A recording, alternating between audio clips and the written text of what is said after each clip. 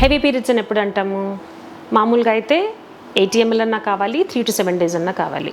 In case 7 days దాటినా bleeding అవుతుంటే 80 ml కన్నా అంటే 2 pads per day కన్నా ఎక్కువ బ్లీడింగ్ అవుతున్నా ఆర్ క్లాట్స్లో బ్లీడింగ్ అయినా దీన్ని హెవీ పీరియడ్స్ అంటాము.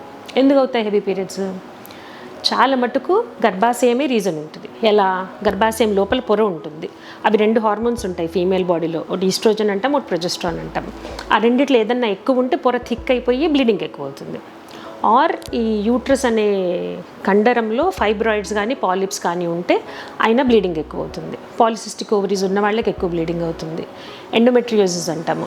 ఈ పొర గర్భాశయం బయటికి వెళ్ళిపోతే కూడా బ్లీడింగ్ ఎక్కువ అవుతుంది. కాపర్ టీ అంటాం కదా, కాంట్రసెప్షన్ కోసం వాడతారు. కాపర్ టీ యూట్రస్లో పెట్టుకుంటే అది కొంచెం ఎక్కువ పొరని ఎఫెక్ట్ చేసి అలా బ్లీడింగ్ అయ్యేటట్టు చేస్తుంది.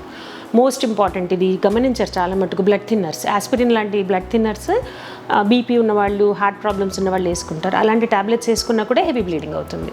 సో ఇవన్నీ రీజన్స్, చిన్న చిన్న రీజన్స్. కాపర్ టీ ఉందనుకోండి, పట్టించుకోకర్లేదు, దాని మూలంగా అవుతుంది. తెలియని రీజన్స్ ఉన్నా రిపీటెడ్గా అట్లాగైనా తప్పకుండా గైనకాలజిస్ట్ని సంప్రదించాలి.